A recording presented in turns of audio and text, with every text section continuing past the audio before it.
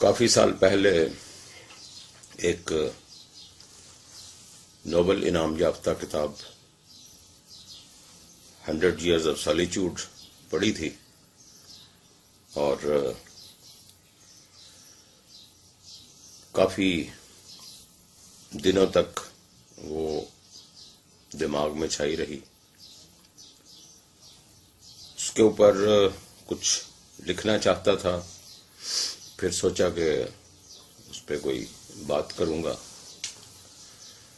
تو وہ اندر ہی اندر یہ جو ہے یہ کتاب مجھے مجبور کرتی رہی کہ میں اس کے اوپر کوئی بات کروں. اس کے بارے میں بہت سے لوگوں نے اس کے بارے میں بہت سی باتیں کی ہیں، بہت کچھ لکھا ہے اور بہت بہت اچھا لکھا ہے اور بڑے بڑے لوگوں نے لکھا ہے، لیکن مجھے بھی کچھ ایسا تھا کہ چین نہیں آ رہا تھا کہ ایک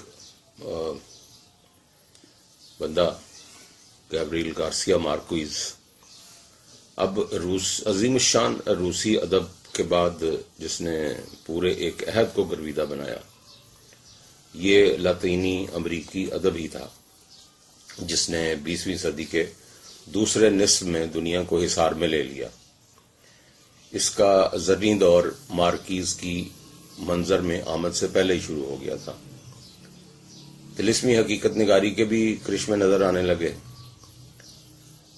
بورخس اور کارلوس فونتیسین یہ سب موجود تھے، مگر اس خطے کے ادب کا مقبول ترین نمائندہ طلسمی حقیقت نگاری کو بام بخشنے والا مارکیز ہی ٹھہرا. اس کا ادبی شاہکار 100 Years of Solitude یا تنہائی کے 100 سال وہ بہت سی زبانوں میں اس کا ترجمہ بھی ہوا. وہ اس کے وسیلے ہی وہ اپنے عہد پر چھا گیا اور 7 نسلوں کی کہانی بیان کرتے اس ناول کو اس کے زرخیز تخیل نے ایک زندہ ابتدائیہ عطا کیا. برسوں بعد فائرنگ سکواڈ کے سامنے کھڑے کرنل ارلیانو بوئندا کے ذہن میں وہ بھولی بصری سپہر تھی جب زندگی میں پہلی بار اس کا باپ اسے برف دکھانے لے گیا. یہ یہاں سے ابتدائیہ ہوتا ہے اور مارکیز ہمیں اس دنیا سے متعارف کرواتا ہے جو پیدائش کے باب میں پیش کردہ دنیا ہے جیسی ہے، نئی اور حیرت انگیز. یہ دریا کے کنارے 20 گھروں پر مشتمل بستی ہے ماکوندا، اتنی تازہ کہ بہت سی چیزیں بے نام ہیں. ان کی نشاندہی کے لیے اشارہ ضروری ہے. وہاں کہتے ہیں ادیب زندگی میں در حقیقت ایک ہی کتاب لکھتا ہے، باقی تمام کتابیں اس کا پرتو ہوتی ہیں. اس نقطۂ نگاہ سے یہ کہنا درست ہوگا کہ مارکیز نے تنہائی کو کتاب کیا ہے، اور یہ تنہائی فقط شخصی نہیں، تاریخی اور ثقافتی بھی ہے. مارکیز نے لاطینی امریکہ کو شناخت دینے میں اہم کردار ادا کیا. دنیا کا وہ خطہ جو شمالی امریکہ کی چکا چوند کے پیچھے چھپا ہوا تھا، اسے ہماری آنکھوں کے سامنے اتنا روشن کر دیا کہ کم از کم ادبی سطح پر 20ویں صدی میں شمالی امریکہ کی روشنی ماند پڑ گئی. مارکیز کا تخیل مجھے ان داستانوں اور داستان سنانے والوں کی یاد دلاتا ہے جو اپنے لفظوں سے طلسم تخلیق کرتے تھے اور سننے پڑھنے والے اس طلسم میں کھو جاتے تھے. طلسم کے معنی ہی یہ ہے کہ سب کچھ نظر کا دھوکہ، لیکن دیکھنے والے کو اس پر ایسا اعتبار آئے کہ فریب حقیقت میں ڈھل جائے اور انسان اس میں ایسا اسیر ہو کہ اسے باہر نکلنے کا راستہ تک نہ ملے. 100 Years of Solitude پڑھتے ہوئے مجھے گمان گزرا جیسے میں ایک ایسی دنیا میں داخل ہو چکا ہوں جس میں انسان، روحیں، چرند پرند، پودے سب ایک دوسرے میں گندے ہوئے ہیں. اس ناول میں مارکیز اپنی تخلیقی قوت یعنی یاد، وہاں سے مظہر سے یہ ساری تخلیقی قوت حاصل کرتا ہے جس کو ڈریم لینڈ کہتے ہیں. ماکوندو جو ہے وہ مارکیز کا خواب نگر ہے.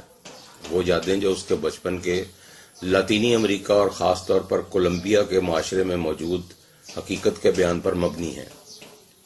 یادیں ہی مارکیز کا وہ سرمایہ ہیں جن سے وہ اپنی تخلیقات کی بنیادیں استوار کرتا ہے اور پھر اپنے تخیل کی بے پناہ جوانی سے ایک طلسمی فضا تعمیر کرتا ہے۔ مارکیز نے اپنے افسانوں اور ناولوں میں جو کردار تراشے ہیں وہ روزمرہ زندگی میں نظر آنے والے معمولی لوگ نہیں بلکہ غیر معمولی صلاحیتوں، خوبیوں اور جسمانی خصائص کے حامل افراد ہیں۔ مارکیز کو غیر معمولی افراد اور واقعات اپنی طرف کھینچتے ہیں۔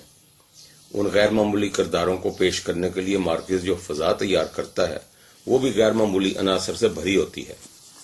مافوق الفطرت عناصر، انسان، جانور، پودے، بے جان چیزیں اور مردے سب ایک دوسرے میں یوں گوندے ہوتے ہیں کہ انہیں ایک دوسرے سے جدا کرنا ممکن نہیں۔ اس سے اس کا نام جو ہے وہ اس کو میجیکل ریئلزم بھی کہتے ہیں، اور اس کی مخصوص فضا جو ہے وہ اس ناول میں نظر آتی ہے، اور جو نقاد ہیں مارکیز کے وہ تو اسے طلسمی حقیقت نگار قرار دیتے ہیں۔ تنہائی کے 100 سال میں ہمیں وقت کی تباہ کاریاں اور تقدیر کا جبر بہت اہم موضوع ملتے ہیں۔ اس ناول کا مرکزی کردار بوئندہ خاندان اپنے 100 سال کی زندگی میں جگہ جگہ اپنے بزرگ کے کرموں کا پھل جو ہے وہ اس کو جھیلنا پڑتا ہے۔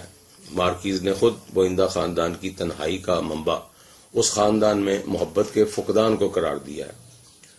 مارکیز کے ناولوں میں یادیں اس کی اپنی ذات اور اپنے خاندان کی زندگی کی عکاس ہیں۔ اس کے ناولوں میں جہاں ہمیں یہ دکھائی دیتا ہے کہ فلیش بیک کی تکنیک سے وہ بار بار اپنے کرداروں کے ماضی کی طرف پلٹتا ہے، وہاں بعض جگہ مستقبل میں رونما ہونے والے واقعات کی طرف اشارہ کر کے وہ تقدیر کی جبریت کو نمایاں کرتا ہے۔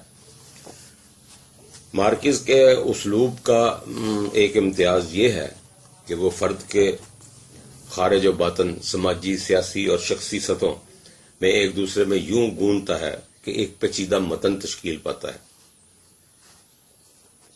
مارکیز کی فنی پختگی بیان پر اس کی گرفت کو مضبوط رکھتی ہے، جس سے مختلف فکری سطحیں ایک دوسرے میں یوں مدغم ہوتی ہیں کہ وہ اپنے اپنے امتیازات کو قائم بھی رکھتی ہیں اور ایک بڑے دائرے میں ایک دوسرے میں تحلیل بھی ہو جاتی ہیں۔ یہ فکشن کے فن کی عمدہ ترین مثال ہے۔ مارکیز عالمی سطح پر ایک ایسے ناول نگار کے طور پر جانا اور مانا جاتا ہے جو ساری دنیا کے ادیبوں اور قارئین کے لیے حیرتوں کے نئے جہان تخلیق کرتا رہا۔ اس نے دنیا کے ایک پسماندہ خطے سے تعلق رکھتے ہوئے مغربی معاشرے میں اپنے تخلیقی تجربوں سے بڑا مقام بنایا۔ وہ اگرچہ اب ہم میں نہیں، لیکن اس کا خواب نگر ماکوندہ قارئین کے دلوں میں آباد رہے گا۔ اگر آپ اداسی، تنہائی، جنگ، فراغت، وقت کی روانی، فرصت کا عذاب، جنسی رویے اور بے مقصدیت جیسے الفاظ کی روح کو سمجھنا چاہیں تو یہ ناول ان سب لفظوں کے معنی اور مفاہیم لیے ہوئے اور بلا شبہ ذہن پر شاندار اثرات چھوڑتا ہے۔ جب قوموں کے پاس کرنے کو مثبت سرگرمیاں نہ ہوں تو قوم منفیت کی طرف ہی رجحان رکھے گی۔